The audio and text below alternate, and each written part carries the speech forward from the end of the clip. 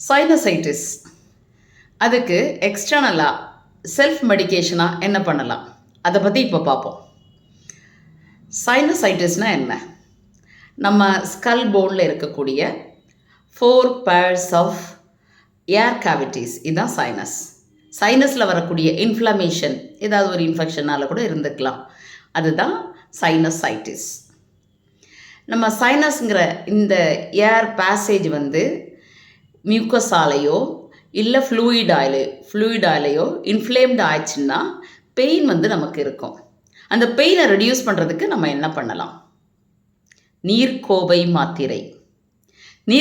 மாத்திரையை நல்ல ஒரு வெந்நீர்லையாவது சூடான பால்லையாவது இழைச்சி இந்த சைனஸ் இருக்கக்கூடிய இடங்களில் அப்ளை பண்ணிட்டு வரணும். பண்ணால் சைனசைட்டிஸ் அப்படிங்கிற இன்ஃப்ளமேஷன் நல்லா குறையும், வலியும் குறையும்.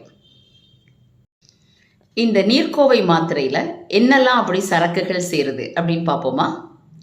கப்பு மஞ்சள், கஸ்தூரி மஞ்சள், அப்பு காரம், அருண்சாம்பிராணி, மிளகு, சுக்கு, மேவு, சாதிக்காய், கடரும், ஓமம், மலர், கற்பூரம் இவ்வளவும் சேர்த்து இந்த நீர்க்கோவை மாத்திரை தயாரிக்கப்படுது.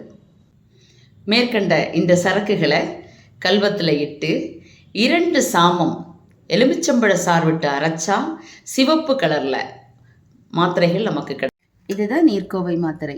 இந்த நீர்க்கோவை மாத்திரையை நல்லா நுணுக்கி வெந்நீர்லையாவது சூடான பால்லையாவது நல்லா இழைச்சி சைனசைட்டிஸ் நமக்கு அஃபெக்டாக இருக்கக்கூடிய அந்த இடங்களில் அப்ளை பண்ணுங்கள். ஃப்ராண்டலோ மேக்ஸிலரியோ எந்த இடத்துலனாலும் அப்ளை பண்ணால் அந்த ஏர் பேசேஜஸில் இருக்கக்கூடிய அந்த மியூக்கஸ் ஃப்ளூயிட் அப்சார்ப் ஆயிரும், நமக்கு வலியும் குறையும். அப்ளை பண்ணி பாருங்கள். சைனசைட்டிஸ்க்கு நீர்க்கோவை மாத்திரை.